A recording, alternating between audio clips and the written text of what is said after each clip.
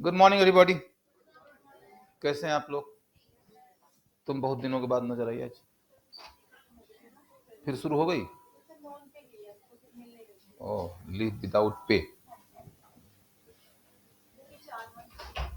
Leave without pay में अब zero payment हो गया।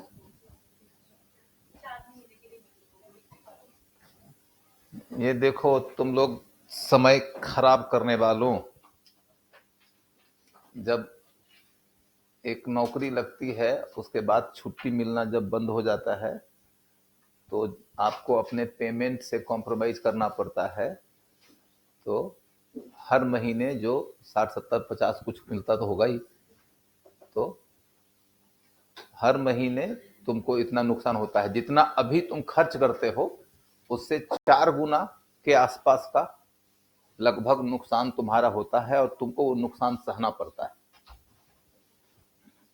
तो फिर अपना टाइम सोच समझ के बिताना, खर्च नहीं करना है। और खर्च करना है तो भी मतलब ऐसे कि जैसे कि लगे कि इन्वेस्ट कर रहे हैं। समय बहुत कीमती है। चलिए, सरस्वती पूजा की हार्दिक शुभकामनाएं और माता सरस्वती का आशीर्वाद आपको मिले। ज्ञान और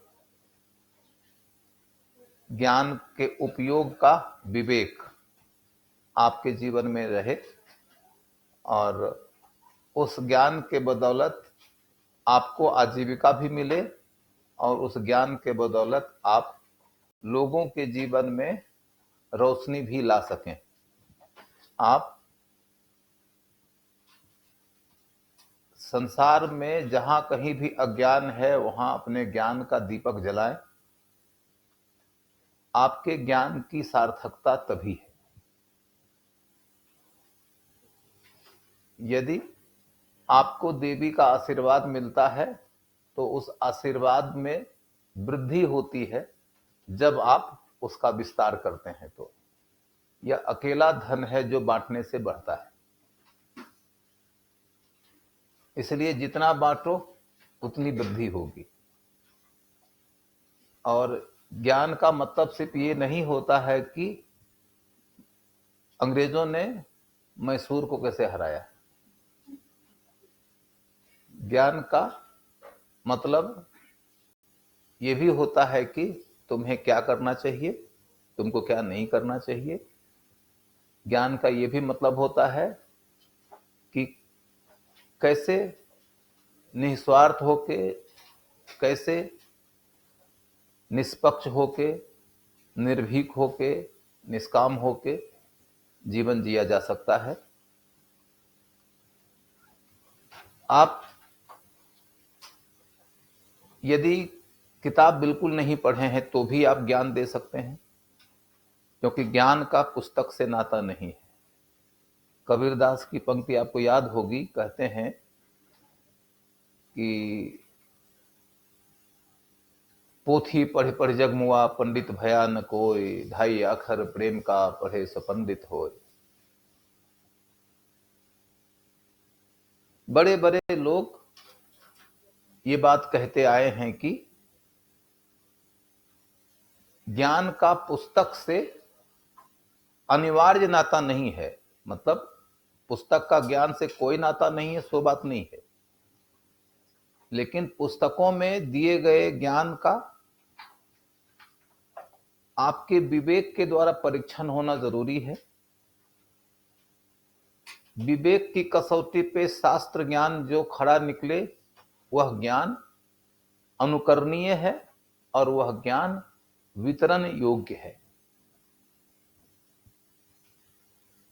दूसरी बात कि जो ज्ञान आप लोगों को दे रहे हैं उस ज्ञान को देने के क्रम में आपको इस बात का एहसास तनिक भी न हो कि आप बहुत बड़े वाले ज्ञानी हैं। जब आपको इस बात का एहसास होता है कि आप बहुत बड़े वाले ज्ञानी हैं, तो कहते हैं कि ज्ञान के साथ कलयुग का प्रवेश होता है। उस ज्ञान के साथ, समस्त ज्ञान के साथ नहीं। आपके अंदर कलयुग का प्रवेश होता है, आपके अंदर ज्ञान का अहंकार आता है। ज्ञान का अहंकार आपको अज्ञानी बनाता है। अज्ञानी ही ज्ञान का अहंकार कर सकता है, क्योंकि विद्या के बारे में कहते हैं विद्या ददाति विनयम। विद्या वही है जो विनय दे आपको। आप में विनय के जगह पर विद्या के आधार पर विद्वान हो जाने का यदि भाव आ गया, इसका मतलब है कि आप मूलतया एक अहंकारी व्यक्ति हैं। अहंकारी वही हो सकता है जो अज्ञानी होगा। तो इसलिए आप मूलतया एक अज्ञानी व्यक्ति हैं। हो सकता है कि आपने कई किताबें पढ़ी होगी। आप जानकार हैं, ज्ञानी नहीं। जानकार होने को ज्ञानी होने का पर्याय नहीं मानना चाहिए। आप लोग इसका ख्याल रखना कि ज्ञान तभी उपयोगी है, तभी सार्थक है, तभी शुभ है, जब वो आपके जीवन में उतरे, सिर्फ जुबान तक न रहे। यदि सिर्फ जुबान तक है तो ज्ञान सार्थक नहीं है। तो ज्ञान सिर्फ और सिर्फ एक ट्रांसमिट किए जाने योग्य एक वाक व्यवहार है, बातचीत की बात है मात्र, कि मैंने किसी से सुना तुमको दिया, तुमने किसी से सुना किसी और को दिया। उसकी असल सार्थकता तब होती है जब वो तुम्हारे जीवन में उतरे और तुम्हारे आचार में उतरे, तुम्हारे व्यवहार में उतरे। नहीं तो ज्ञान के ऊपर निबंध लिख देने भर से, निबंध में अच्छा नंबर भी ले आने भर से आप ज्ञानी नहीं हो जाएंगे और ज्ञान आपका सार्थक नहीं हो जाएगा। वो आपके आचार में उतरेगा तो आपको देखकर बहुतों का आचार बदल जाएगा। विचार बिना आचार के आधारहीन है। भवन बिना नींव के ढह जाने योग्य एक ढांचा है। तो आप उसे अपने व्यवहार में और अपने आचार में उतारिए। शुरुआत धीरे धीरे होती है। इश्क मिजाजी से इश्क हकीकी की यात्रा होती है। थोड़े से शुरू करिए। कोई एक बात मन में बिठा लीजिए कि हम आज से अपने अंदर एक सुधार करते हैं। अपने अंदर की एक कमी की खोज करना, उस कमी को दूर करने की मन में भावना बिठा लेना, यही है सरस्वती पूजा। देवी की मूर्ति में आपकी आस्था हो न हो, देवी की मूर्ति में आस्था है तो उस आस्था के मुताबिक पूजा करने की प्रवृत्ति आपके मन में हो न हो। प्रवृत्ति यदि है तो पूजा करने के लिए समय आपको मिला न मिला, समय मिला तो पूजा करने का विधान आपको मालूम है न है, बहुत ही सतही और द्वितीयक स्तर की बात है, सेकेंडरी बात है। मूल बात यह है कि आपने अपने मन के अंदर झांक कर देखा तो आपको एक कोना मिला जहां अंधेरा है। आपने उस अंधेरे में ज्ञान की रोशनी जलाई। ये तय किया कि आज से मैं इस अंधेरे को दूर कर दूंगा या कर दूंगी। सरस्वती पूजा हो गई। आप में से कोई मुस्लिम भी हो सकता है, वो भी सरस्वती पूजा कर सकता है। सरस्वती पूजा के लिए देवी सरस्वती की मूर्ति के सामने खड़ा होकर उनकी आरती गाने ही को नहीं कहते। आपको एक बार फिर से सरस्वती पूजा की हार्दिक शुभकामना। चलिए शुरू करते हैं।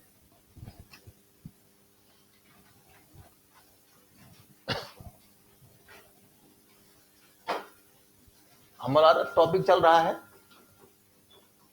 British victory in Mysore. British victory in Mysore. क्योंकि बंगाल तक का टॉपिक मैंने अपनी ओर से खत्म कर दिया था, आप में से किसी को कोई क्वेश्चन पूछना है तो आप स्वतंत्र हो, आप अपनी ओर से सवाल पूछने के लिए स्वतंत्र हो। मैंने अपनी ओर से खत्म कर दिया, ये मैं कह रहा हूं।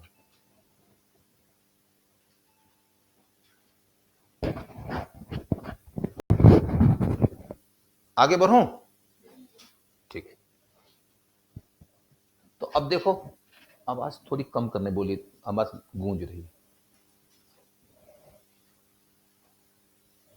अभी ठीक है? अभी तो उतनी ही है। अब ठीक है?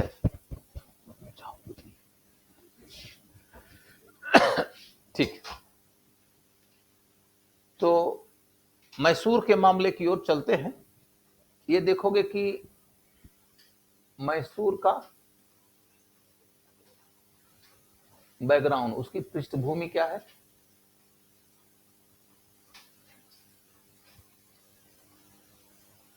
मैसूर की पृष्ठभूमि क्या है? मैसूर की पृष्ठभूमि के बाद हम क्या देखते हैं कि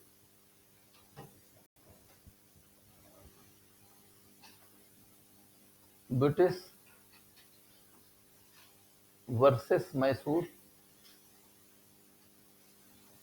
की 4 लड़ाइयां हुई हैं।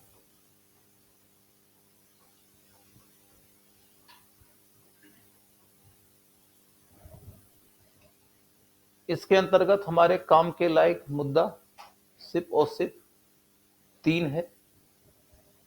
एक है सेकेंड मैसूर वॉर एंड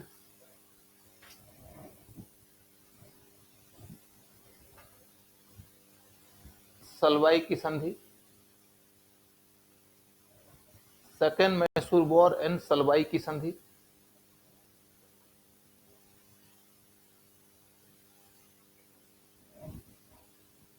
द्वितीय मैसूर युद्ध और सलवाई की संधि। फिर है third Mysore war. Mysore war का मतलब मैसूर अंग्रेज वॉर, मैंने संक्षेप में बोला। थर्ड मैसूर वॉर, इसका रीजन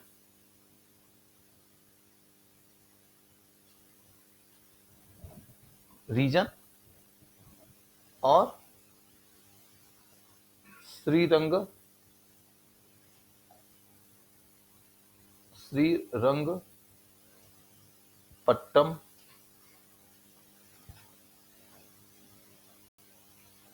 की संधि। श्रीरंगपट्टम की संधि का निहित साम्राज्यवाद,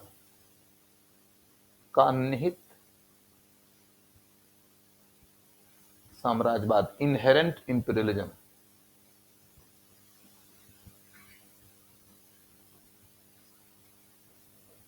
श्रीरंगपट्टम की संधि का निहित साम्राज्यवाद। उसके बाद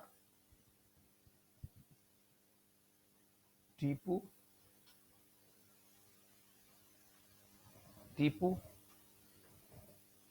का व्यक्तित्व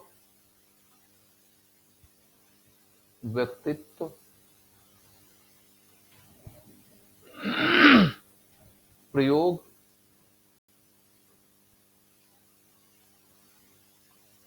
और अव्यवहारिकता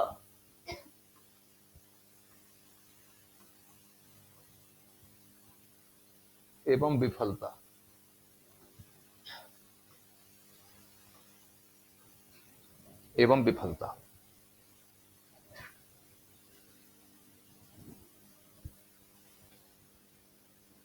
ये वाला जो पॉइंट है, ये वो सिर्फ और सिर्फ बैकग्राउंड के तौर पे समझने के लिए जरूरी है, क्योंकि सलवाई की संधि एक इंपॉर्टेंट संधि है, जो संधि अंग्रेजों और मराठों के बीच हुई है। लेकिन उस संधि से मैसूर की लड़ाई का एक नाता है। इसमें सिर्फ और सिर्फ हमको यह बात समझ में आएगी कि अंग्रेजों की भारत को जीतने को लेकर रणनीति क्या थी। इस रणनीति के पॉइंट को समझना जरूरी है ताकि हम अंग्रेजों के द्वारा अपनाए गए तरीके को बेहतर तरीके से एक्सप्लेन कर सकेंगे। इधर देखोगे कि थर्ड एंग्लो मैसूर वॉर जो है, उसके ऊपर जो क्वेश्चन पूछने की संभावना बहुत प्रबल है वह है कि थर्ड एंग्लो मैसूर वॉर का कारण क्या था। इसके ऊपर खूब हिस्टोरियोग्राफी हुआ है, मैंने इतिहास लेखन का खूब काम हुआ है, इसलिए इस विषय पर क्वेश्चन पूछने की खूब संभावना है। मूल मुद्दा यह है कि तृतीय आंग्ल मैसूर युद्ध का दोषी कौन है, टीपू दोषी है या कि कॉर्नवालिस दोषी है। और यदि कॉर्नवालिस को दोषी मान लें तो Cornwallis as a governor general दोषी है, एज अ पर्सन दोषी है, या कि वो ईस्ट इंडिया कंपनी की पहले से ही चली आ रही नीति को लागू करने वाला एक व्यक्ति है, मूल रूप से कंपनी दोषी है। मुद्दा ये देखने के लायक है। हिस्टोरियन ऐसे तरीके से लिखते हैं कि जब इस विषय पर इतिहास लिखने की शुरुआत हुई तो अंग्रेजों ने कहा कि इस लड़ाई के लिए टीपू सुल्तान दोषी है। अंग्रेज लोग इसमें युद्ध में कूदने के लिए मजबूर थे, क्योंकि इस लड़ाई की शुरुआत तब हुई है जबकि टीपू सुल्तान ने ट्रबनकोर नाम के एक राज्य पर हमला किया। ट्रबनकोर राज्य की संधि थी अंग्रेजों से, जिसके तहत अंग्रेजों की जिम्मेदारी थी कि वह ट्रबनकोर राज्य की सुरक्षा करे। जब ट्रबनकोर राज्य की सुरक्षा की जिम्मेदारी अंग्रेजों के हाथ में और तुमने ट्रबनकोर पे हमला कर दिया तो उसकी सुरक्षा के लिए तुम्हारे खिलाफ युद्ध की घोषणा करना अंग्रेजों की जिम्मेदारी थी। उस जिम्मेदारी के निर्वहन के लिए अंग्रेजों को आपके खिलाफ युद्ध में कूदना पड़ा, अन्यथा अंग्रेज को आपसे तत्काल कोई दुश्मनी नहीं थी। तो बताओ युद्ध का दोषी कौन? टीपू। इसको लेकर फिर बाद में भारत के इतिहासकारों ने कई सारे तथ्य से और तर्क से यह सिद्ध कर दिया कि ट्रबनकोर को बहाना बनाया गया है अंग्रेजों की ओर से। उनकी तो पहले से ही योजना थी कि वो टीपू सुल्तान के खिलाफ यानी मैसूर के खिलाफ युद्ध करेंगे। जब ये बात तथ्यों से तर्कों से प्रमाणित होते दिखी तो अंग्रेज इतिहासकारों ने ये कहा कि हाँ, ऐसा लगता है कि कॉर्नवालिस युद्ध के लिए दोषी है। लेकिन तो फिर उन्होंने ये रणनीति अपनाया कि कॉर्नवालिस को दोषी मानो और कंपनी को दोषी न मानो। ये कहा गया कि लॉर्ड कॉर्नवालिस इंग्लैंड की सेना का एक बड़ी ही वरिष्ठ सेना नायक था, जो अमेरिका में अमेरिकी क्रांतिकारियों से निपटने के लिए भेजा गया था और क्रांतिकारियों से लड़ता हुआ वो हारा था और जॉर्ज वाशिंगटन के सामने में कॉर्नवालिस ही अंतिम रूप से सरेंडर किया था, जिसके तहत इंग्लैंड की अंतिम रूप से हार मानी गई और अमेरिकी क्रांतिकारियों की जीत मानी गई, जिसके बाद अमेरिका एक स्वतंत्र देश बना और वही जॉर्ज वाशिंगटन आगे चलकर अमेरिका का पहला राष्ट्रपति बना। 1776 से 1783 का जो काल है ना, वो विश्व इतिहास के सिलेबस का एक बहुत बड़ा टॉपिक है, वो जिसे हम अमेरिकी स्वतंत्रता संग्राम और अमेरिकी क्रांति का नाम देते हैं। अमेरिका की स्वतंत्रता की लड़ाई लड़ी जा रही थी तो किसके खिलाफ? इंग्लैंड के खिलाफ। इंग्लैंड का शासन था वहां, तो अमेरिकी लोगों ने जब इंग्लैंड के शासन के खिलाफ संघर्ष किया तो वह युद्ध हुआ था। युद्ध में अंग्रेजों का सेनापति कॉर्नवालिस था और अमेरिकियों का सेनापति वाशिंगटन था। वही कॉर्नवालिस सरेंडर किया था वाशिंगटन के सामने। एक बड़े युद्ध में हार से उसके माथे पे जो कलंक लगा था, उस कलंक को धोना चाहता था एक दूसरे बड़े युद्ध में जीत के रास्ते। तो भारत जब वो गवर्नर जनरल बनकर आया था, तो गवर्नर जनरल बनने के लिए जब उसके पास ऑफर गया था, तुमको एक बात समझना होगा कि कॉर्नवालिस पहला ऐसा आदमी है जो गवर्नर जनरल का पोस्ट स्वीकार किया है, जो कि एक बहुत बड़े बैकग्राउंड का आदमी था। बहुत बड़े बैकग्राउंड का आदमी का मतलब यह है कि तुम एक छोटा सा उदाहरण लेकर देखो। हम लोग कोचिंग चलाते थे, बहुत पहले से चला रहे थे, तो हम लोग के कोचिंग में मैनेजमेंट देखने के लिए जो लोग आते थे वो इंटेलिजेंट बहुत हो, योग्य हो, उपयुक्त हो, ये सब होता था। पहले भी लोग बहुत उपयुक्त होते थे, योग्य होते थे, लेकिन ऐसा नहीं था कि कोई आदमी आईएएस था और आईएएस से रिटायर होने के बाद आदमी आया और मेरे कोचिंग का प्रबंधन संभाल लिया, या कोई आदमी यूपीएससी का चेयरमैन था और यूपीएससी के चेयरमैनशिप से रिटायर होने के बाद में आया और मेरे कोचिंग का काम संभाल लिया। इस तरह के लोग हमारे पास पहले नहीं आते थे। मतलब हमारे पास का मतलब किसी भी कोचिंग में नहीं जाते थे। हालांकि इस तरह के लोग आके किसी भी तरीके से कोचिंग की दुनिया में किसी प्रकार का सकारात्मक योगदान नहीं दिया है, वो सिर्फ और सिर्फ दिखावटी मुखौटा ही रह गए, बनावटी चेहरा ही रह गए। लेकिन मैं आपको कॉर्नवालिस की बात यदि बताऊं तो मैं ये कह सकता हूं कि कॉर्नवालिस पहला आदमी है जो बहुत हाई प्रोफाइल था। वॉरेन हेस्टिंग्स भी बैकग्राउंड में क्लर्क था और क्लाइव भी बैकग्राउंड में क्लर्क था, और अब जो वॉरेन हेस्टिंग्स के बाद आया है गवर्नर जनरल बनके, वो इंग्लैंड की सेना का बहुत ही वरिष्ठ सेना नायक है। उसके सामने प्रस्ताव गया कि आप हमारा गवर्नर जनरल बन जाओ, तो उसने प्रस्ताव को स्वीकार करने के पहले कई प्रकार की शर्तें लगाई, और उन शर्तों को एक्सेप्ट किया है जब कंपनी ने, तब वो गवर्नर जनरल बनने को तैयार हुआ। वो गवर्नर जनरल बनने को तैयार हुआ, ये अपने आप में कंपनी के लिए बड़ी खुशी की बात थी कि now our governor general will be Lord Cornwallis. और वो कॉर्नवालिस जिन शर्तों के साथ एक्सेप्ट किया था, उनमें से एक शर्त यह भी था कि मैं गवर्नर जनरल होने के साथ साथ कमांडर इन चीफ भी रहूंगा, क्योंकि उसे युद्ध भी करना था और युद्ध का नेतृत्व भी करना था, क्योंकि उसको अमेरिका में लगे हुए घाव का जख्म भरना था इंडिया की जीत के रास्ते।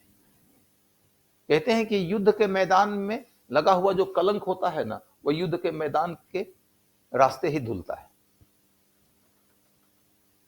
हार का कलंक जीत से धुलता है। तो वो कोई न कोई तरीके से इंडिया में युद्ध करके, जीत करके अपने लिए गौरव हासिल करना चाहता था। अंग्रेज लोगों ने, इतिहासकारों ने इसे एक्सेप्ट किया कि हाँ ठीक है, कॉर्नवालिस दोषी था। लेकिन तब हम थोड़ी गहराई में जाके उतर के देखते हैं तो हम ये कहते हैं कि कॉर्नवालिस दोषी था, ठीक है, मान लिया, लेकिन कॉर्नवालिस मैसूर के साथ में अंग्रेजों की होने वाली लड़ाई का आयोजक था या कि प्रयोग करता? आयोजक की प्रयोग करता? कौन बोला आयोजक? कौन बोला आयोजक? आयोजक बोला। आयोजक का मतलब समझाओ।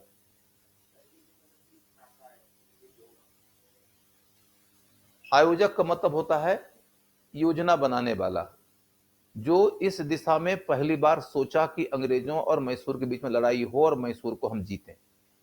मैसूर को हम जीत लेंगे तो हमारी शक्ति का विस्तार हो जाएगा, हमारे प्रभाव का प्रसार हो जाएगा। इस दिशा में सोचने वाला पहला व्यक्ति कॉर्नवालिस है क्या? कॉमन सेंस लगा के देखो भाई, ये तीसरी लड़ाई है अंग्रेजों की मैसूर से। पहले 2 लड़ाइयां हो चुकी थी, उस समय तक कॉर्नवालिस तो इंडिया आया ही नहीं था। दूसरी बात है कि मैसूर को जीतने का जो प्लान है, वो भारत को जीतने के प्लान से अलग है क्या? भारत में साम्राज्य विस्तार की योजना का एक हिस्सा ना है मैसूर में साम्राज्य विस्तार जी। तो भारत में साम्राज्य विस्तार की योजना तो मैसूर में साम्राज्य विस्तार की योजना से काफी पहले बन चुकी है। क्या बंगाल में साम्राज्य विस्तार की योजना और मैसूर में साम्राज्य विस्तार की योजना एक दूसरे से बिल्कुल कटा हुआ अध्याय है?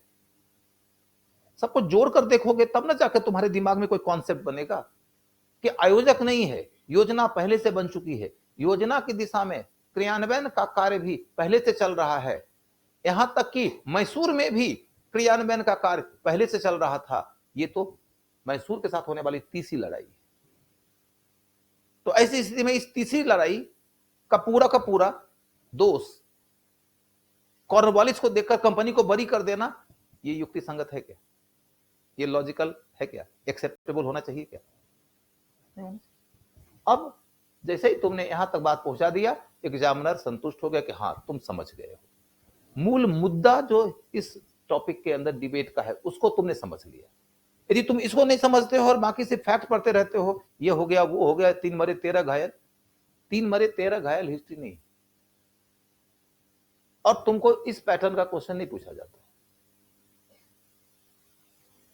यदि तुमने इस इशू को समझ लिया है तो इस विषय पर पूछे जाने वाले किसी भी प्रश्न का उत्तर तुम निकाल पाओगे। उसके बाद फिर देखोगे कि अगला मुद्दा है कि श्रीरंगपट्टम की संधि में निहित साम्राज्यवाद। इसका मुद्दा क्या है?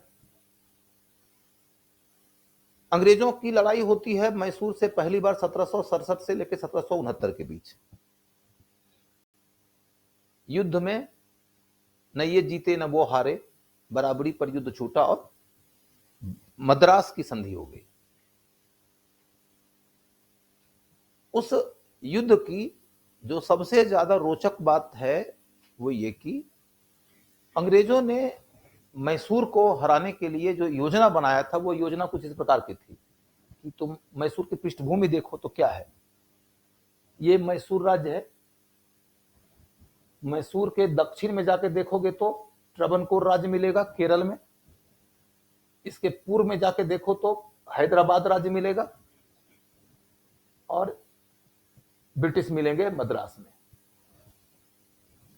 और उत्तर की ओर जाके देखो तो मराठा मिलेंगे। गजिया गुंडों में घिर गई। इसके इतने दुश्मन हैं, समझ गए? तो इतने दुश्मन हैं। अब इस मैसूर के अंदर किसका राज चलता था? तो पहले मध्यकाल से चला आ रहा एक राजवंश हुआ करता था, वाडियार वंश। वाडियार वंश ही का राजा उस समय शासन कर रहा था जिस समय की कर्नाटक लड़ाई चल रही थी। आपको मैंने सेकेंड कर्नाटक लड़ाई और थर्ड कर्नाटक लड़ाई के दौरान बताया था कि मैसूर के राजा की भी इसमें भागीदारी थी। मैसूर का राजा सेकेंड कर्नाटक लड़ाई के दौरान शुरुआती दौर में अंग्रेजों की ओर से लड़ा था। बाद में डुप्ले ने उसको अपनी ओर मिला लिया था। यहां तक कि जब थर्ड कर्नाटक लड़ाई चल रही थी 1760 में वांडी बॉस की लड़ाई में जब अंग्रेज जीत चुके थे और फ्रांसीसी भागकर पौंडीचेरी चले गए थे, तो काउंट डी लाली ने मैसूर से सपोर्ट की मांग किया था। तो मैसूर से सपोर्ट लेकर आने वाले व्यक्ति का नाम है हैदर अली, जो उसमें वाडियार वंश के राजा के अधीन एक पदाधिकारी है। हैदर अली और काउंट डी लाली के बीच में युद्ध की योजना को लेकर जो मतभेद हुआ, उस मतभेद के कारण हैदर अली अपनी सेना लेकर लौट गए और अंग्रेज आसानी से पौंडीचेरी पे कब्जा कर लिए।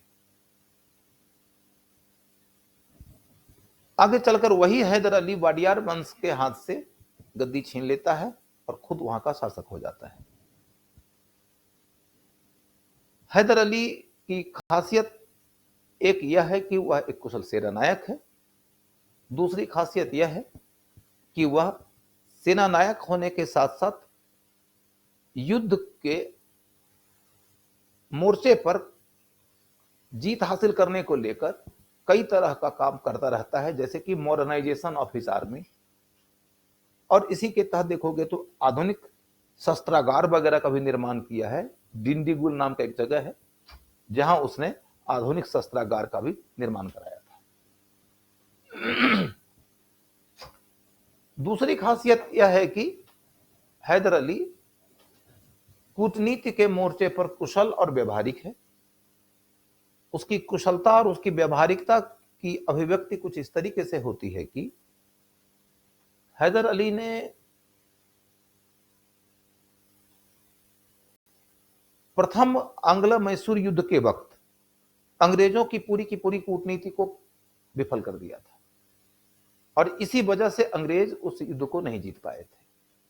हैदर अली अपने राज्य की रक्षा करने में कामयाब हुआ था। वो कौन सी कूटनीतिक कुशलता है उसको समझो। अंग्रेजों ने यह प्लान किया था कि मराठा और हैदराबाद के निजाम को यदि हम मिला लें, ये देखो अंग्रेज है, इन तीनों को हम मिला लें, इधर ट्रवनकोर भी अंग्रेज के राज्य के अधीन ही हुआ करता था, संरक्षण में था। यदि हम इस तरीके से घेर लेंगे मैसूर को, तो फिर मैसूर का अंत हो जाएगा। मैसूर का अंत हो जाएगा का मतलब यह है कि अंग्रेज एक एक करके भारत को जीतना चाहते थे। एक विकेट गिरा कि नहीं, और भारतीयों के सहयोग से भारत को जीतना चाहते थे, तो भारतीयों के सहयोग से ही भारत को विकेट गिरा रहे हैं कि नहीं। तो अंग्रेजों की रणनीति समझ में आई? बोलो बच्चों। जब तक कि तुम अंग्रेजों की इस रणनीति की काट नहीं खोजोगे, तब तक तुम उनका मुकाबला नहीं कर पाओगे। अब सवाल यह उठता है कि मैसूर का क्या झगड़ा है हैदराबाद से, क्या झगड़ा है मराठा से?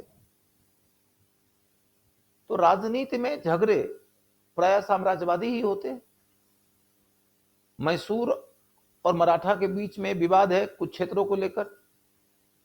मराठा उस पर अपना दावा ठोकते हैं, ये अपना दावा ठोकते हैं, मतभेद है। हैदराबाद के साथ में भी ऐसे मतभेद है, कुछ क्षेत्रों के ऊपर दोनों का परस्पर विरोधी दावा है।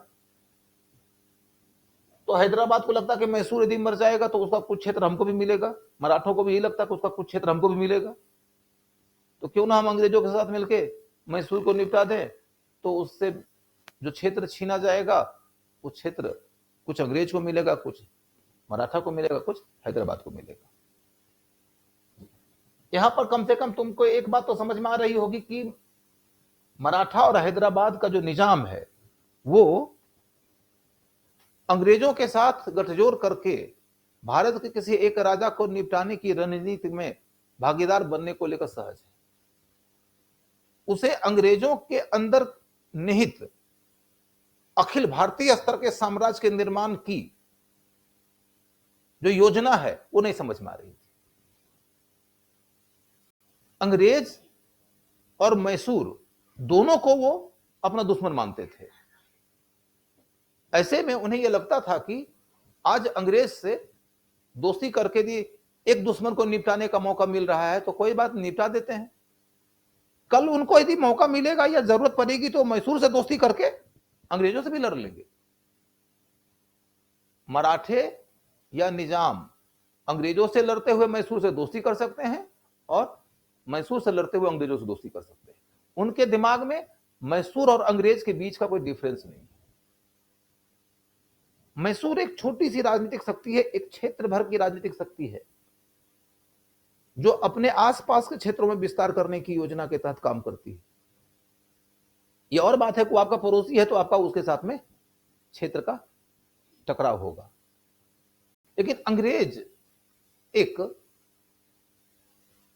इंटरनेशनल लेवल पे काम करती हुई एक सुप्रीम साम्राज्यवादी शक्ति को रिप्रेजेंट करते हैं।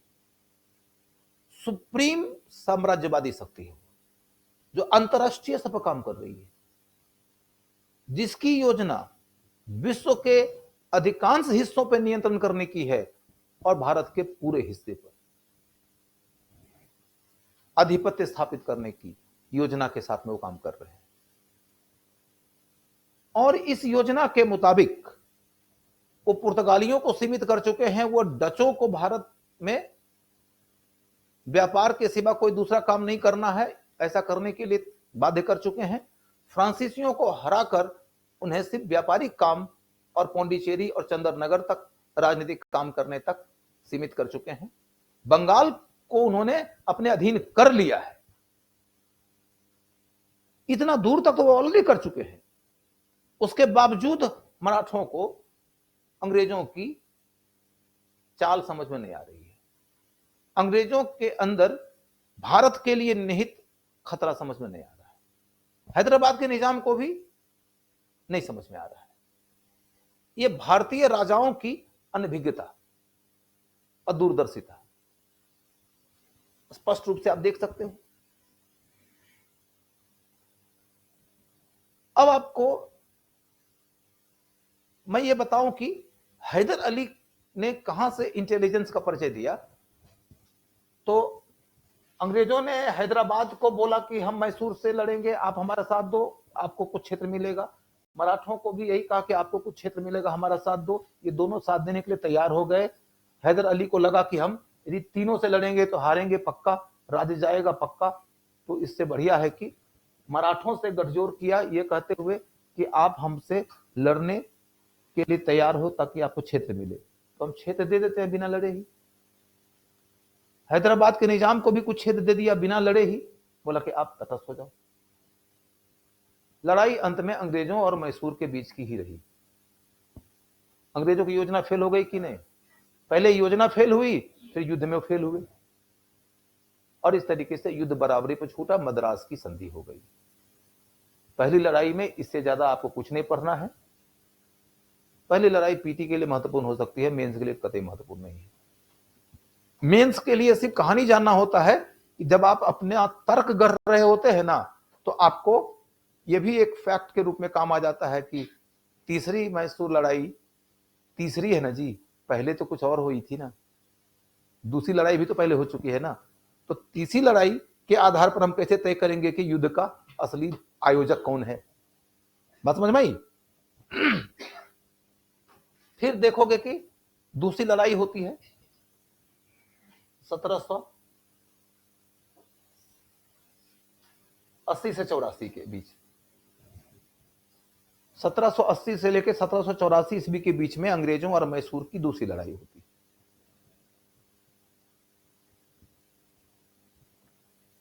दूसरी लड़ाई में हम ये देख रहे हैं कि अंग्रेज एक जगह पर बहुत गलत रणनीति अपनाते हुए नजर आएंगे और एक जगह पे बहुत ही सही रणनीति अपनाते हुए नजर आएंगे। गलत रणनीति और सही रणनीति दोनों आपको दूसरी लड़ाई के दौरान दिख जाएगी।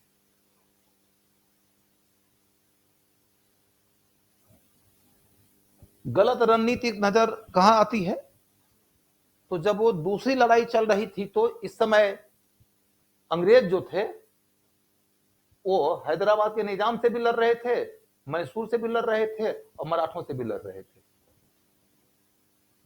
एक साथ में वो तीनों से लड़ रहे थे। तो अब बताओ दुश्मन प्रबल हो जाएगा कि नहीं? और अंग्रेज की रणनीति जो मूल रूप से यह थी कि हमें एक एक करके भारत को जीतना है, उस रणनीति से ये विमुख हो गए थे कि नहीं? और भारतीयों के सहयोग से भारत को जीतना है, उस रणनीति से भी दूर हो गए थे कि नहीं? तो यहां पर अंग्रेज गलत रणनीति अपनाते हुए नजर आ जाएंगे। फिर देखो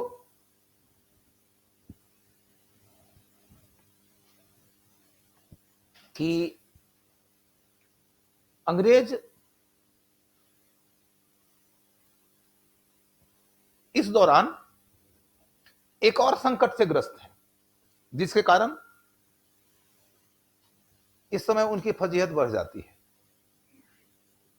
वो संकट ये है कि अभी एक तो देखोगे कि ये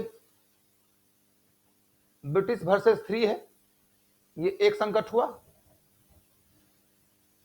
उसकी व्याख्या इस रूप में होती है कि उनकी योजना थी कि भारत को एक एक करके जीतना है, वो तीन से लड़ रहे थे। भारतीयों के सहयोग जीतना था, लेकिन अब तो भारतीय ही एक दूसरे के सहयोग में खड़े हैं क्योंकि तीनों अंग्रेज से लड़ रहे हैं। दूसरी बात यह है कि भारत में कंपनी को बंगाल की प्राप्ति जरूर हो गई थी, लेकिन अभी भी कंपनी को रेवेन्यू और ट्रेड के रास्ते जितना पैसा मिलना चाहिए था उतना पैसा नहीं मिल रहा था। फाइनेंशियल क्राइसिस में कंपनी थी। अब तुम मुझे अभी पूछोगे कि फाइनेंशियल क्राइसिस क्यों है, कैसे है, वो अभी नहीं समझाऊंगा, बस अभी इतनी बात बता दिया कि बंगाल जब आपके हाथ में आ गया तो आपका ट्रेड बढ़ जाना चाहिए था, लॉजिकल बात है, अभी नहीं बढ़ा था।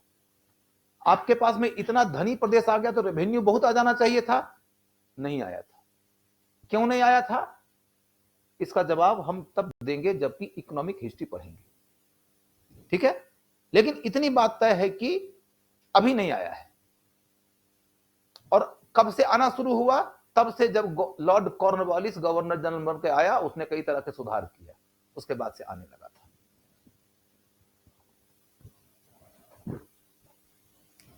समझ गए? कुल मिलाकर आपको एक बात समझ में आ जाए कि इस समय फाइनेंशियल क्राइसिस भी कंपनी के जीवन में था। तो कंपनी की रणनीति क्या होती थी? आर्थिक स्थितियों को सुदृढ़ करके युद्ध में उतरना। आर्थिक स्थितियों को सुदृढ़ करके वह युद्ध में उतरती थी, लेकिन यहां तो आर्थिक स्थिति सुदृढ़ है नहीं। बताओ, कंपनी अपनी रणनीति के विरुद्ध लड़ रही है कि नहीं?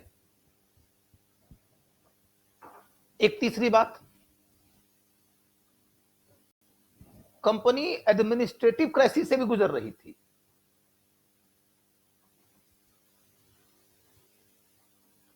कंपनी एडमिनिस्ट्रेटिव क्राइसिस से भी गुजर रही थी। अब वो एडमिनिस्ट्रेटिव क्राइसिस क्या है?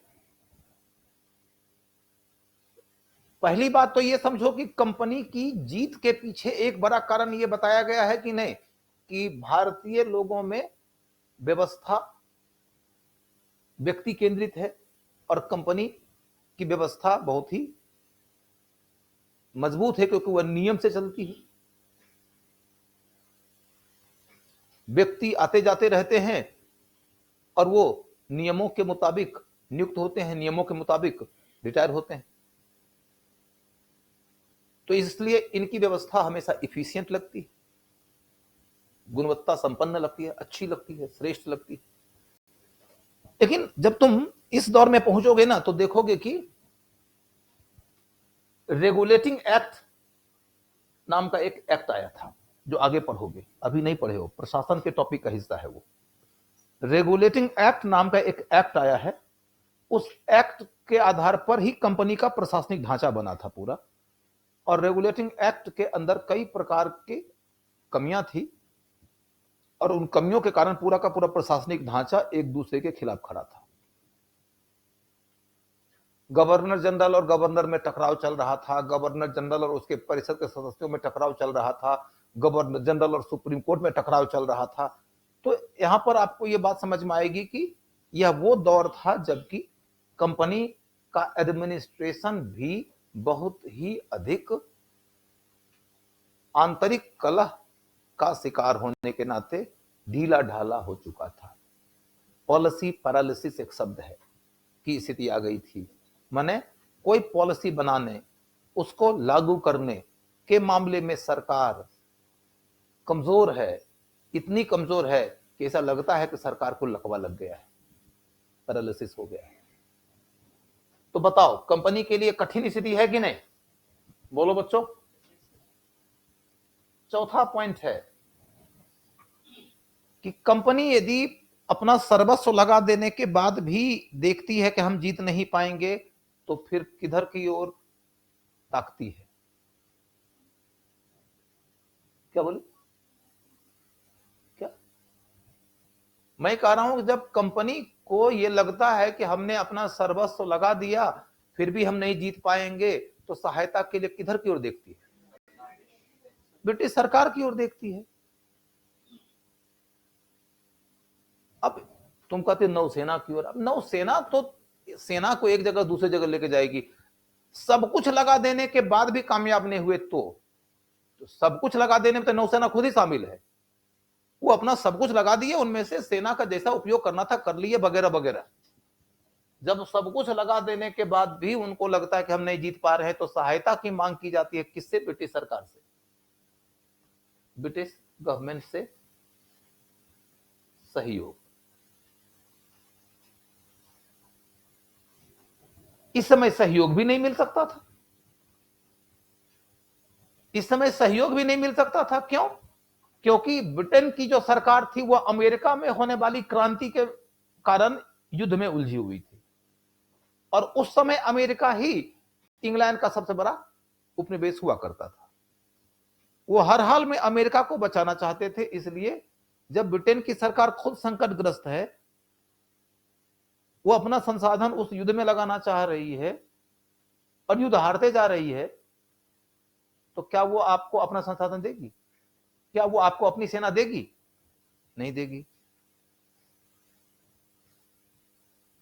तो इसलिए एक बात कही जाती है कि फर्स्ट एंग्लो मराठा वॉर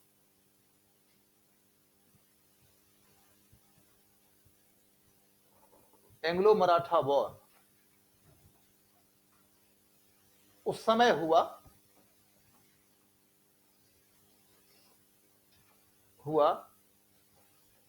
जब अंग्रेज सबसे कठिन दौर से गुजर रहे थे, या कंपनी सबसे कठिन दौर से गुजर रही थी, सबसे कठिन दौर से गुजर रहे थे। कोई दिक्कत? तुम कहोगे कि फिर फर्स्ट एंग्लो मराठा वार कहां से आ गया? बेसिकली अंग्रेजों का मराठों के साथ जब पहला युद्ध हुआ है, यही वो समय है जब अंग्रेजों का मैसूर से दूसरा युद्ध हुआ है, और यही वो दौर है कि अंग्रेजों का युद्ध निजाम से भी चल रहा है, हैदराबाद से भी चल रहा है। अंग्रेजों ने मराठों से जब युद्ध किया तो अंग्रेज नहीं जीत पाए। क्यों नहीं जीत पाए? क्यों नहीं जीत पाए? तो एक इतिहासकार ने कहा कि सबसे बुरे दौर में चल रहे थे अंग्रेज, अपने सबसे बुरे दौर में चल रहे थे उस समय जब वो मराठों से पहली लड़ाई शुरू किए थे। तो बुरा दौर चल रहा है। क्या है बुरा दौर? उनमें से एक बुरा दौर यह भी है कि मैसूर से भी लड़ रहे थे। जिस मैसूर को जीतने के लिए अंग्रेजों ने 1767 में योजना बनाया था कि मराठों को अपने साथ मिला लेंगे और मैसूर को निपटा देंगे, इस दफा वो मराठों से भी लड़ रहे हैं और मैसूर से भी लड़ रहे हैं। बुरा दौर है कि नहीं? यहां तक कि हैदराबाद के निजाम से भी लड़ रहे हैं। बुरा दौर है कि नहीं? अब क्या होता है कि बहुत लोग जब ये दिखाते हैं कि मराठों से अंग्रेज जब पहली लड़ाई लड़ रहे थे तो वो अपने सबसे बुरे दौर से गुजर रहे थे, इस विषय पर उत्तर लिखते हुए बहुत सारे बच्चे पहले ही पॉइंट तक सीमित रह जाते हैं कि उनको उस समय अंग्रेज रणनीति के विरुद्ध लड़ते देखा गया है। रणनीति थी कि वो एक एक करके सबसे लड़ेंगे, अभी तीनों से लड़ रहे हैं। रणनीति थी कि भारतीयों के सहयोग से भारत को जीतेंगे, यहाँ भारतीय लोग आपस में सहयोग कर रहे हैं। इस तरीके से वो अपनी रणनीति के विपरीत व्यवहार कर रहे थे। यही उनके बुरे दौर का प्रमाण है। ये उनके बुरे दौर का प्रमाण है, लेकिन मात्र इतना ही नहीं है, इसके अंदर और भी कुछ बातें शामिल होती हैं कि वो वित्तीय संकट से गुजर रहे थे, वो प्रशासनिक संकट से गुजर रहे थे, और वो अंतरराष्ट्रीय स्तर पर मातृ देश से माने इंग्लैंड की सरकार से कोई सहायता जुटा पाने की स्थिति में नहीं थे। चारों को मिला दोगे तो बात समझ में आएगी कि आखिर अंग्रेज पहली लड़ाई जब लड़े मराठों से तो क्यों नहीं जीत पाए। यहां पर थोड़ी और कहानी को विस्तार में ले जाता हूं मैं। मराठों और अंग्रेजों में लड़ाई हुई, 7 साल तक लड़ाई चली, अंत में दोनों में समझौता हो गया, वही सलवाई की संधि है। 1775 से 1782 ईस्वी में अंग्रेजों और मराठों की पहली लड़ाई चली। अंग्रेजों ने तो सलवाई की संधि कर लिया क्योंकि वो जीत नहीं पा रहे थे। मराठों ने क्यों कर लिया? क्या मराठे जीत पा रहे थे? मराठे यदि जीत रहे होते तो क्या संधि करते? जीत मराठे भी नहीं पा रहे थे। इस युद्ध में तुम यदि टेक्निकल तरीके से खोज कर देखोगे, टेक्निकल तरीके से जीत किसकी हुई? मराठों की। अरे अंग्रेजों की जीत कैसे हो जाएगी यार? बोलने के पहले मैं हमेशा कहूंगा कि दिमाग के चेंबर से गुजारो अपनी जुबान को। नहीं समझ में आया तो चुप रह जाओ। सबसे पहले बोलकर नटराज फिर चैंपियन क्यों करना? टेक्निकल तरीके से देखोगे तो इसमें इस युद्ध में मराठे जीते।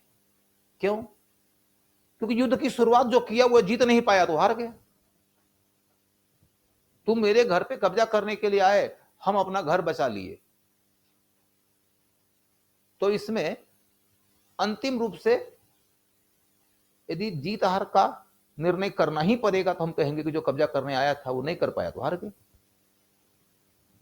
युद्ध की शुरुआत हुई थी फर्स्ट एंग्लो मराठा वॉर में अंग्रेजों की ओर से। मराठे युद्ध नहीं करना चाहते थे, लेकिन युद्ध उनको करना पड़ा। युद्ध करना पड़ा तो अंग्रेज जिस वजह से युद्ध करना चाहते थे, वो चाहते थे कि हम मराठों का पेशवा उस व्यक्ति को बना दे जो मेरे कठपुतली की तरह काम करेगा। ऐसा करने में नाकामयाब हो गए, तो युद्ध में अंत तो हुआ। टेक्निकली देखा जाए तो अंग्रेज जीत नहीं पाए तो हार गए थे। मराठे तो आत्मसुरक्षा की लड़ाई लड़ रहे थे, सुरक्षा करने में कामयाब रहे तो जीत गए थे। किंतु युद्ध जब चल चुका है, 7 साल तक युद्ध हो चुका है, यदि मराठों को उस समय लगता कि हम अंग्रेजों से उनकी भूमि भी छीन सकते हैं तो छीनने की लड़ाई लड़ते कि नहीं? वो ऐसा थोड़े ना कि मराठे हिंदुस्तान के एकदम ऐसे फोर्स की तरह थे जिन्होंने कभी आक्रामक रणनीति अपनाया ही नहीं था। आक्रामकता तो उनके दूर दूर तक कभी नहीं आती थी। वो आक्रामकता को देखते कहते थे नमस्ते, हमको आपकी जरूरत नहीं है। वो तो बहुत ही आक्रामक रहे थे भाई। अंग्रेज को 1 मिनट के लिए दरकिनार करो तो हिंदुस्तान में सबसे ज्यादा आक्रामक फोर्स कौन है? मराठा। और मराठा उस समय यदि अंग्रेजों से समझौता कर लिए तो क्यों कर लिए? क्योंकि उनको भी लग रहा था कि हम आगे लड़ाई जीत नहीं पाएंगे। युद्ध बराबरी पर था। अब कल्पना करके देखो कि युद्ध में मराठा क्यों नहीं हारे। युद्ध में मराठा क्यों नहीं हारे के ऊपर जब चर्चा होती है तो एक हिस्टोरियन कहता है कि मराठों ने दिखा दिया कि उनकी संजीवनी शक्ति अभी सूखी नहीं थी। संजीवनी शक्ति, संजीवनी शक्ति किसको कहते हैं? कि मर जाने के बाद भी यदि उस बूटी को सूंघ लोगे तो तुम जीवित हो जाओगे। उनकी संजीवनी शक्ति अभी सूखी नहीं थी।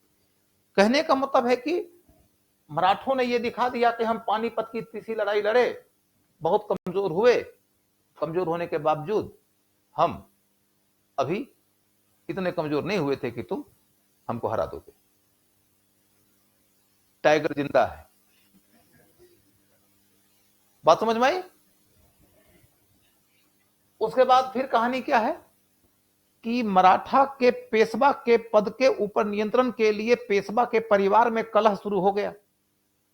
कलह शुरू हुआ और एक पेशवा की हत्या हो गई।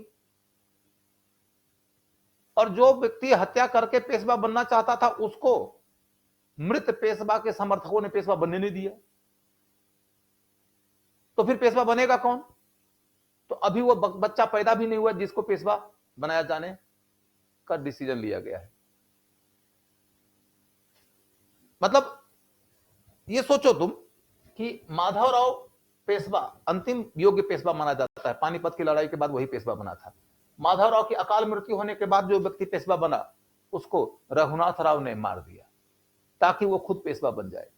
लेकिन मरे हुए पेशवा का जो समर्थक लोग है उसका नेतृत्व करता है नाना फडणवीस, बहुत योग्य आदमी है।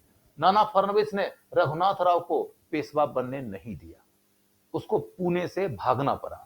भागने के बाद रघुनाथ राव गया सूरत अंग्रेजों के पास और उससे समझौता किया कि आप हमको पेशवा बना दो। अंग्रेजों ने कहा कि हम पेशवा बना देंगे, तुम मीर जफर बन जाना।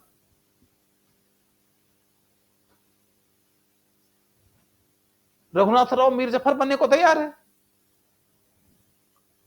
और नाना फडणवीस पहुंच गया अंग्रेजों के गवर्नर जनरल वॉरेन हेस्टिंग्स के पास।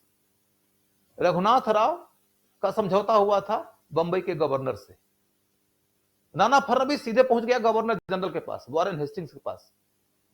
बोला कि हम आपको कुछ क्षेत्र दे देंगे, सलसीट वसीन जैसा, आप इस युद्ध में रघुनाथ राव को पेशवा बनाने के लिए शामिल होइए ही नहीं। आपको कुछ क्षेत्र बिना युद्ध किए ही हम दे देंगे, आप हमारे मामले से दूर रहिए। वॉरेन हेस्टिंग्स ने बोला कि ठीक है, हम दूर रहेंगे। और इस तरीके से वॉरेन हेस्टिंग्स और नाना फडणवीस के बीच में पुरंदर की संधि हो गई। लिखना नहीं है, अभी सुन लो सिर्फ। मैं आगे लिखा दूंगा। कहानी सुनो, पहले कहानी सुनोगे तब जाके ये सब टॉपिक समझ में आता है, सब एक दूसरे से जुड़ी हुई सब कहानियां हैं। बोला कि आपको हम दे देंगे सलसित बसीन, आप हमारे साथ समझौता कर लो और रघुनाथ राव को पेशवा बनाने की ओर आप सक्रियता अपनी त्याग दो। तो तैयार हो गया वॉरेन हेस्टिंग्स। जब तैयार हो गया वॉरेन हेस्टिंग्स तो क्या हुआ, नहीं स्वीकार किया इस समझौते को बंबई का गवर्नर। बंबई का गवर्नर ये सोच रहा है कि बहुत बड़ा अवसर है हमारा, ये स्वर्णिम अवसर है हमारा ये, कि हम मराठों के ऊपर कब्जा कर सकते हैं।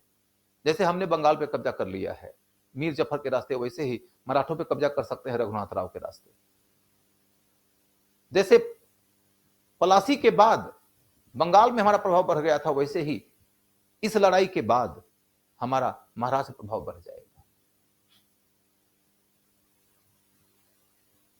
तो वो सीधे सीधे लंदन चला गया और लंदन में जाकर कंपनी के कोर्ट ऑफ डायरेक्टर्स से मिला, मैंने कंपनी के मूल कर्ता धर्ता से। कंपनी के मूल कर्ता धर्ता कोर्ट ऑफ डायरेक्टर्स हुआ करते थे। कंपनी तो शेयर होल्डर्स की कंपनी थी, शेयर होल्डर्स अपने अपने इलाके से एक डायरेक्टर चुन के भेजते थे। वैसे कुल 24 डायरेक्टर्स होते थे, वही डायरेक्टर्स जो होते थे उन्हीं को कोर्ट ऑफ डायरेक्टर्स कहते हैं। उनका एक प्रेसिडेंट होता था जो उन 24 लोगों के बीच में से चुना जाता था, वही उनका बॉस होता था। वही गवर्नर जनरल की नियुक्ति वगैरह भी करता था, गवर्नर की नियुक्ति भी करता था, तमाम आईसीएस के अधिकारी की नियुक्ति भी करता था। वही पॉलिसी तैयार करता था, युद्ध या संधि आदि आदि करने का अंतिम फैसला वही करता था। तो पहुंच गया बंबई का गवर्नर कहां, लंदन। कोर्ट ऑफ डायरेक्टर से मिला और उसको समझाया कि यदि हम रघुनाथ राव को पेशवा बनाएंगे तो मराठों पर प्रभाव जमेगा, मराठा पे प्रभाव जमा तो समझो कि पूरे भारत पर प्रभाव जम जाएगा, क्योंकि मराठा ही सबसे बड़ी शक्ति है। ये स्वर्णिम अवसर है, हम इसे न गंवाएं। तो कोर्ट ऑफ डायरेक्टर्स ने कहा कि मराठा तो बहुत शक्तिशाली है। बोला शक्तिशाली मराठा हुआ करते थे पानीपत की लड़ाई के पहले। पानीपत की लड़ाई ने मराठे को क्या कर दिया, आधा, और आधे का आधा यानी जो 50% बचा मराठा, जो 50% बचा है मराठा, उसका आधा भी हमारे साथ है, रघुनाथ राव। बात समझ में आई? तो मराठी कितने बचे जो हमारे खिलाफ लड़ेंगे, 1/4। और जो हमारे तरफ आ रहा है उसके साथ यदि हम खड़े हो जाएं तो हमारी शक्ति और रघुनाथ राव की शक्ति यदि संयुक्त हो जाएगी तो हम रघुनाथ राव को गद्दी पर बिठाने में कामयाब हो जाएंगे। कोर्ट ऑफ डायरेक्टर्स को यह बात कन्विंसिंग लगी, उसने एक्सेप्ट कर लिया और उसने वॉरेन हेस्टिंग्स और नाना फडणवीस के बीच में होने वाली पुरंदर की संधि को रद्द करके सूरत की संधि को ही मान्यता दे दिया और कहा कि भारत में east India company Raghunath Rao को पेशवा बनाने का काम करेगी और इसके लिए जरूरी हो तो युद्ध किया जाएगा। और यहां से युद्ध शुरू हो गया। जब युद्ध शुरू हुआ तो क्या दिक्कत हुई, युद्ध शुरू हुआ तो अंग्रेजों को पता चला कि रघुनाथ राव हमारे लिए एक लायबिलिटी सिद्ध हो रहा है, क्योंकि रघुनाथ राव के साथ मराठा सरदार कोई गया ही नहीं। रघुनाथ राव अपनी एक छोटी सी सैनिक टुकड़ी के साथ ही अंग्रेजों के साथ में खड़ा रहा। बस इतनी ही सैनिक टुकड़ी के रघुनाथ राव को बॉडीगार्ड का काम करते थे बस। मराठों की सैनिक शक्ति असल में मराठा सरदारों के पास थी। ग्वालियर के सिंधिया, इंदौर के होलकर, बड़ौदा के गायकवाड़, नागपुर के भोसले, इन सब के पास में अपनी अपनी सेनाएं थी। उनमें से एक भी सरदार रघुनाथ राव की ओर नहीं गया, सब के सब नाना फडणवीस के साथ रहे। उन्हें लग रहा था कि आपस की लड़ाई में आपको अंग्रेज को इनवाइट करना नहीं चाहिए था। इसलिए वो सब के सब नाना फर्रवी के साथ में ही रह गए। नतीजा क्या निकल के आया कि अंग्रेजों ने सोचा था कि हमारी शक्ति और रघुनाथ राव की शक्ति मिलकर ज्यादा बड़ी शक्ति बन जाएगी, लेकिन रघुनाथ राव के पास तो शक्ति ही नहीं थी। और आपने सोचा था कि रघुनाथ राव की शक्ति हमारे तरफ आएगी तो मराठों की शक्ति, पानीपत में जो कमजोर हो चुके हैं उन कमजोर हुए मराठों की शक्ति भी आधी हो जाएगी, लेकिन उनकी आधी तो हुई नहीं, उनकी तो पूरी रह गई। बात समझ में आई? तो एक बात कही जाती है कि फर्स्ट एंग्लो मराठा युद्ध के दौर में मराठों के स्ट्रेंथ का जो आकलन अंग्रेजों ने किया था वो आकलन गलत हो गया। That was a blunder of miscalculation. Calculation का ब्लंडर था, दैट वाज अ मिसकैलकुलेशन। और मराठों ने यह दिखा दिया कि अभी भी हम इतने नहीं बिखरे हैं कि संकट के दौर में, संकट की घड़ी में हम मिलकर लड़ नहीं सकते। मिलकर लड़ लिया उन्होंने तो अंग्रेज नहीं हरा पाए उनको। क्या आपको मेरी बात समझ में आ गई? अब यहां पर बात निकल के आती है कि अंग्रेज और मराठा जब आपस में लड़ रहे थे तो मराठा नहीं हारे पहली लड़ाई में। क्यों नहीं हारे? क्योंकि मराठों ने दिखा दिया था कि उनकी संजीवनी शक्ति अभी सूखी नहीं है। इस लाइन को एक्सप्लेन करने में कोई दिक्कत है? कोई दिक्कत नहीं। लेकिन अब देखो तो बात को थोड़ी गहराई में लेकर चलेंगे हम। थोड़ी गहराई में लेकर चलेंगे का मतलब यह है बच्चों कि कल्पना करके देखो कि मराठा जितना संगठित थे उतना ही संगठित रहते, लेकिन अंग्रेजों के जीवन में ये तीन संकट नहीं होता तो युद्ध तो बराबरी पर छूटा है ना जी। बोलो, युद्ध तो बराबरी पर छूटा है। युद्ध बराबरी पर छूटा है तो यदि मराठे जितने संगठित थे उतने संगठित नहीं रहते तो मराठे हार जाते और अंग्रेज जीत जाते। लेकिन जितने संगठित थे उतने ही संगठित रहते, किंतु यदि अंग्रेज इन तीन मोर्चाओं पर जहां वो संकटग्रस्त थे वह संकटग्रस्त न होते तो, और यदि अंग्रेज उस समय हैदराबाद के निजाम से और मैसूर से भी नहीं लड़ रहे होते तो अंग्रेज तब भी जीत सकते थे ना। तो मराठे यदि बच गए थे तो क्या सिर्फ इसलिए बच गए थे क्योंकि उन्होंने अपनी एकता दिखाई थी? उन्होंने अपनी एकता दिखाई थी तो बच गए थे। ये उस घटना के परिणाम का एक कारण है। उस कारण का मूल्यांकन अन्य कारकों के साथ में हमें संयुक्त होकर करना चाहिए। उन कारण का महत्व कितना है इसका निर्धारण हमें अन्य कारकों के साथ में संयुक्त होकर करना चाहिए। क्या आपको मेरी बात समझ में आई?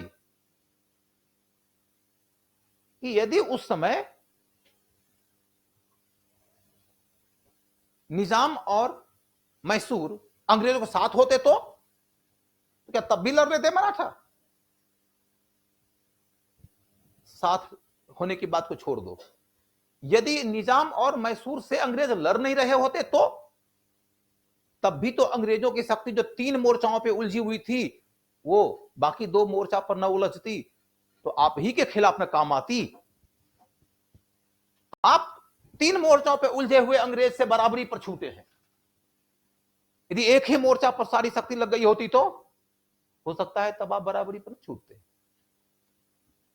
फाइनेंशियल संकट से ग्रस्त कंपनी आपसे लड़ाई आगे नहीं जीत पाई। यदि फाइनेंशियल संकट से ग्रस्त कंपनी का फाइनेंशियल संकट न होता तो एडमिनिस्ट्रेटिव क्राइसिस से ग्रस्त कंपनी यदि एडमिनिस्ट्रेटिव क्राइसिस से ग्रस्त न होती तो, और इंग्लैंड की सरकार से सहायता नहीं मिल सकती है अभी, यदि इंग्लैंड की सरकार से सहायता मिलने की उम्मीद होती तो, सहायता मिल रही होती तो बराबरी पर छूटी हुई लड़ाई का निर्णय निकल भी तो सकता था। अंग्रेज अपने संकट के सबसे बुरे दौर से गुजर रहे थे और मराठा अपनी एकता का अंतिम बार प्रदर्शन किए थे। अंतिम बार प्रदर्शन है ये मराठों का। इसके बाद तो मराठी बिखर ही जाते हैं। अब आप बताओ कि फर्स्ट एंग्लो मराठा युद्ध के अंदर मराठों के नहीं हारने और अंग्रेजों के नहीं जीतने के कारण की व्याख्या करने के लिए आप अब बेहतर स्थिति में हो कि नहीं? इसे पूरी कहानी समझना जरूरी है। बोलो बच्चों। और जब पूरी कहानी समझोगे तो तुमको एक बात समझ में आएगी कि अंग्रेजों ने यह सोचा कि अपनी रणनीति पे फिर से लौट कर आते हैं, बैक टू द बेसिक्स। जब कभी तुम लोग एग्जाम वगैरह की भी तैयारी करते हो और तुम्हारा परफॉर्मेंस ठीक नहीं हो पाता है, तो हमारे जैसा टीचर यदि तुमको मिलेगा तो यही कहेगा, back to the basics.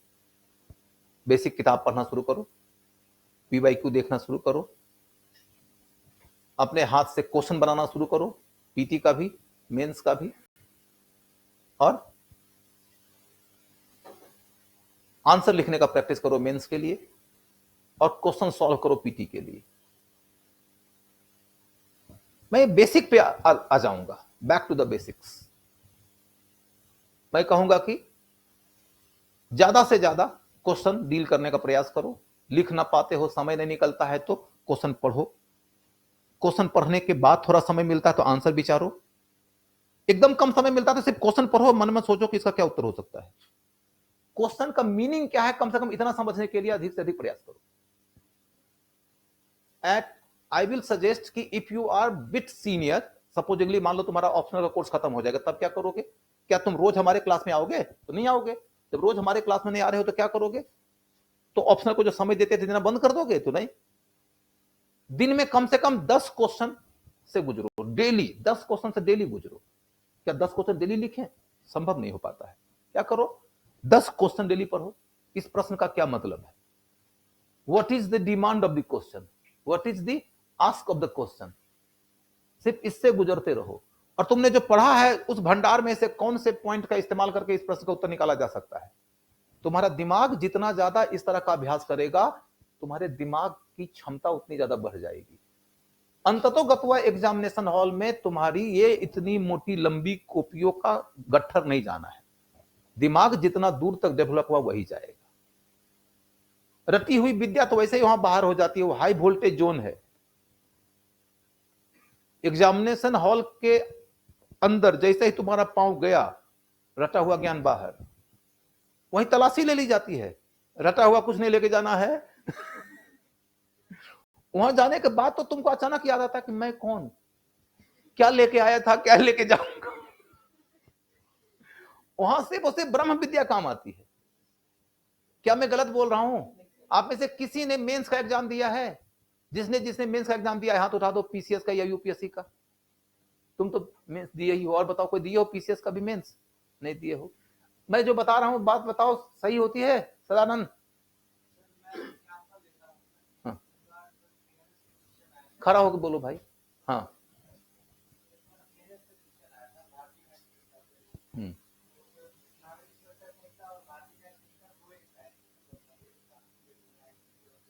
Hmm.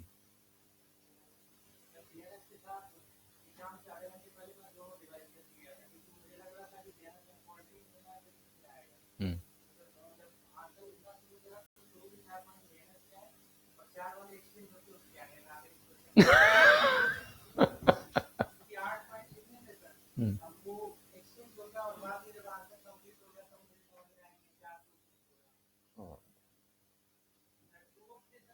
Pressure होता है। मतलब मैंने जो बोला मजाक में बोला, लेकिन बात गंभीर बोला है कि जब तुम एग्जामिनेशन हॉल में जाते हो तो रटा हुआ ज्ञान पीछे छूट जाता है और तुम वहां खाली हाथ जाते हो। लेकिन ब्रह्म विद्या जो तुम्हारी होती है, जो ब्रह्म ज्ञान तुम्हारा होता है, जो विजडम तुम्हारा होता है, उसके साथ ही जाते हो। वो कभी नहीं कोई ले सकता। अंडर द प्रेशर उसका कितना उपयोग कर पाओगे ये एक फैक्टर होता है। लेकिन जब तुम घर में बैठकर, क्लास में बैठकर बार बार लिखने का अभ्यास करोगे तो अंडर द प्रेशर परफॉर्म करने की तुम्हारी योग्यता भी बढ़ जाती है। बात समझ में आ गई? खैर, अब उससे बाहर निकलो। मैं ये बोल रहा हूं कि अंग्रेजों ने कहा बैक टू द बेसिक्स, और फिर क्या है बेसिक? तो एक एक करके लड़ना है, भारतीयों के सहयोग से ही भारत को जीतना है। इसलिए उन्होंने मराठों से और हैदराबाद के निजाम से समझौता कर लिया। मराठों से किया जाने वाला समझौता, उसके साथ की जाने वाली संधि बड़ी महत्वपूर्ण है, उसी को कहते हैं सलवाई की संधि। सलवाई की संधि जब की गई तो क्या हुआ? अंग्रेजों ने कहा कि हम रघुनाथ राव को पेशवा बनाने की योजना को त्याग देते हैं, आप रघुनाथ राव को मारना नहीं, उसको बस एक अमाउंट ऑफ पेंशन दे दो, अब वो रिटायर्ड लाइफ जिएगा। नहीं तो हम जिसको पेशवा बनाना चाहते थे उसको यदि आपके हाथ सौंप दें, आप उसको मृत्युदंड दे दें, तो उसमें मेरी बेइज्जती भी तो होगी, तो आगे चलकर हमसे कोई समझौता नहीं करेगा। ये भी तो सोचो, मामला सिर्फ एथिक्स का नहीं है, मामला स्ट्रेटजी का भी है कि हमने यदि आपको गद्दी पर बिठाने के लिए आपके सपोर्ट में युद्ध लड़ना शुरू किया और हमको लगा कि हम जीत नहीं पाएंगे, तो हमने आपको सौंप दिया दुश्मन को, दुश्मन ने आपको मृत्युदंड दे दिया, तो क्या होगा? कल को हम किसी को भी यदि कहेंगे कि हम तुमको गद्दी बिठा देंगे, है तुम्हारा कोई ठिकाना नहीं, तुम तो शेर के मुंह में सौंप पाओगे हमको। बात समझ में आई? तो इसलिए अंग्रेजों ने कहा कि आप रघुनाथ राव आज के बाद रिटायर्ड लाइफ जिएगा, उसे पेंशन दे दो। दूसरी ओर नाना फडणवीस ने वो दोनों क्षेत्र सलसिट और बसीन युद्ध के बाद भी अंग्रेजों को देना स्वीकार कर लिया। पुरंदर की संधि से जो क्षेत्र आपको बिना लड़े ही प्राप्त हो रहे थे, वो क्षेत्र आपको प्राप्त हुए 7 साल की लड़ाई के बाद। 7 साल लड़के जो आपने धन खोया, जो आपके लोग मरे, जो आपका मान सम्मान गया, उससे क्या मिला? कुछ भी नहीं। लेकिन आपको अभी भी एक बात समझ में आएगी कि अंग्रेजों को तलसिट और बसीन देना स्वीकार कर लिया मराठों ने, इससे बात सिद्ध होती है कि मराठे उतनी निर्णायक स्थिति में नहीं रहे होंगे, नहीं तो अपना 2 क्षेत्र देने के बजाय अंग्रेजों का 3 क्षेत्र छीन लेते, है कि नहीं? खैर, अब इसके आगे बढ़कर देखो कि बाकी जगहों पर अंग्रेज जहां मराठों से क्षेत्र छीने थे वो अंग्रेजों ने लौटा दिया, और मराठा जहां अंग्रेजों से क्षेत्र छीने थे उन्होंने अंग्रेजों को लौटा दिया। दोनों ने एक दूसरे के जीते हुए क्षेत्र लौटा दिए। दोनों ने यह कह दिया अब हम दुश्मन नहीं हैं, हम मित्र हैं। अंग्रेजों को मराठों ने सलसित बसीन दे दिया। इतने दूर तक तो बात बेसिक है, हम मित्र हैं, बेसिक बात है। क्षेत्र लौटा दिया, बेसिक बात है। सलसित बसीन मिल गया, एक इंपॉर्टेंट फैक्ट है जो आप समझ गए। लेकिन मूल और सबसे महत्वपूर्ण मुद्दा यह है कि अंग्रेजों ने मैसूर के साथ में अपनी लड़ाई जारी रखा था और मराठों को कहा कि मैसूर से जब हमारा युद्ध चलेगा तो आप मैसूर का साथ नहीं देंगे, आप तटस्थ रहेंगे। मराठों को लगा कि एक सामान्य बात है कि जब हमारी संधि आपसे हो गई तो हम क्यों उलझे आपसे, जाने मैसूर और आप जानो, हम आपसे युद्ध नहीं करेंगे इसलिए क्योंकि मैसूर आपका युद्ध चल रहा है, वो मैसूर जाने आप जानो, हमको कोई मतलब नहीं। मराठों के दिमाग में यह बात क्यों चल रही है? एक तो यह बात है कि मराठे आगे लड़ाई लड़ना नहीं चाहते थे क्योंकि वो भी फंसे हुए थे, बात समझ में आई? दूसरी बात यह है कि मराठों को लग रहा है कि हमारा दोनों दुश्मन लड़ रहा है तो दोनों कमजोर होगा।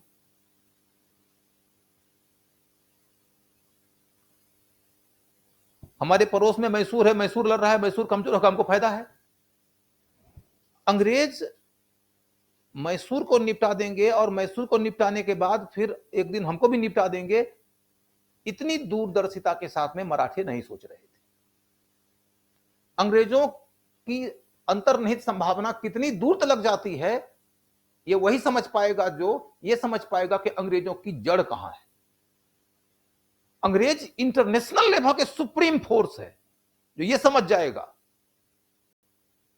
और ये समझ जाएगा कि वो एक एक करके पूरा भारत जीतना चाहता है, वो कभी अंग्रेज से समझौता नहीं करेगा, ये सोचकर कि आज नहीं तो कल ये हमको जरूर निपटाएगा। लेकिन मराठे इतने दूर तक सोच नहीं रहे थे। ना तो उन्हें एक बात समझ में आई कि अंग्रेज कितना बड़ा सुप्रीम पावर है, वो समझ रहे थे एक व्यापारी कंपनी है जिसने दाव पेच लगा के भिड़ा के बंगाल जीत लिया है, और वो ये सोच रहे थे कि हम इससे निपट सकते हैं आगे चलकर। तो उन्होंने मैसूर के मोर्चे पर न्यूट्रल रहने की स्वीकृति दे दिया। मराठों ने क्यों स्वीकृति दी, बात समझ में आ गई? अंग्रेजों ने क्यों स्वीकृति मांगा? क्योंकि अंग्रेजों के दिमाग में बात स्पष्ट है कि एक साथ तीनों से लड़े, हम उलझ गए, अब हम एक एक करके लड़ेंगे। पहले मैसूर को निपटाएंगे, फिर निजाम को निपटाएंगे, उसके बाद मराठा को भी निपटा देंगे। मराठों के मामले में प्रथम आंग्ल मराठा युद्ध में मराठे नहीं जीते, तो मराठों का क्या कैलकुलेशन है? मराठों का कैलकुलेशन है कि हमारी संजीवनी शक्ति अभी नहीं सूखी है। ओवर एस्टिमेशन, हमारी संजीवनी शक्ति अभी नहीं सूखी है। अंग्रेजों का क्या कैलकुलेशन है? इन्हें अपनी ही मौत मरने के लिए कुछ और समय चाहिए। कुछ समय बाद जबकि हम फाइनेंशियल क्राइसिस से निकल चुके होंगे, जबकि हम एडमिनिस्ट्रेटिव क्राइसिस से निकल चुके होंगे, जबकि इंग्लैंड से भी सहायता मिल सकने की स्थिति बन चुकी होगी, जबकि हैदराबाद और मैसूर को हम निपटा चुके होंगे और मराठा और अधिक कमजोर हो चुके होंगे, तब तुम्हारी बारी आएगी। तब तक के लिए तुम दोस्त हो। बात समझ में आई? अंग्रेज सलवाई की संधि में यदि मैसूर के साथ में अपनी लड़ाई के वक्त में मराठों की न्यूट्रलिटी मांग रहा है, तो अंग्रेज के दिमाग में यह बात चल रही है। और मराठों के दिमाग में क्या बात चल रही थी कि दोनों दुश्मन लड़े मरे, हमको तो फायदा ही है। मराठे अंग्रेजों की न ओर जानते थे, न उनका छोर जानते थे।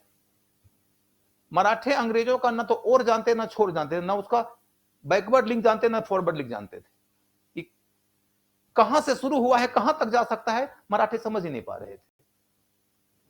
और अंग्रेज और मराठों के आकलन को लेकर भी मैंने कहा डिफरेंस है। मराठा यह सोच रहे थे कि दिखा दिया हमने, अंग्रेज ये सोच रहे थे तुमको भी देखेंगे लेकिन बाद में, अभी हमने देख लिया है क्या कि तुमको तुम्हारी मौत मरने के लिए थोड़ा और समय चाहिए। बात समझ में आई? और हमने ये भी देख लिया है कि कुछ समय बाद हम फाइनेंशियल क्राइसिस से भी निकल जाएंगे, एडमिनिस्ट्रेटिव क्राइसिस से भी निकल जाएंगे, इंग्लैंड की सरकार की सहायता भी पाने की स्थिति में आ जाएंगे और हैदराबाद को भी निपटा चुके होंगे हम, मैसूर को भी निपटा चुके होंगे हम। इसीलिए तो मैसूर से हमारी लड़ाई अभी जारी है। जब वो निजाम से संधि कर लिए और मराठों से संधि कर लिए तो मैसूर से क्यों नहीं किए? क्योंकि उनको लगा कि 3 से लड़ रहे थे, नहीं जीत पा रहे थे, एक एक से लड़ना शुरू करते हैं। तो बात समझ में आई आप लोग को? इसीलिए कहा जाता है कि सलवाई की संधि पर जब अंग्रेजों ने मराठों की न्यूट्रलिटी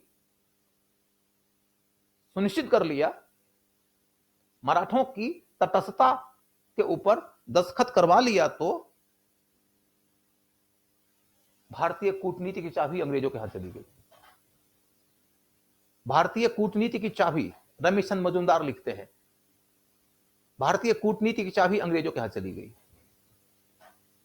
और मराठों ने इस रास्ते मैसूर की समाप्ति की संभावना के दस्तावेज पर दस्तखत करके अपनी समाप्ति की संभावना के दस्तावेज पर भी दस्तखत कर दिया था।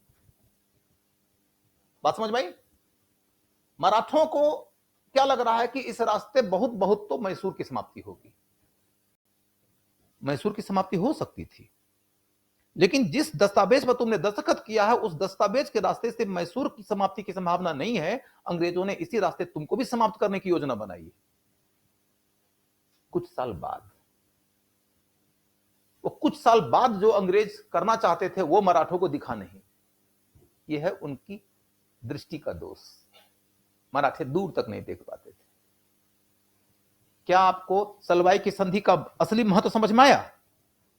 अब आपको एक और बात समझाना है जो कि आप अभी तक नहीं समझ पाए होंगे।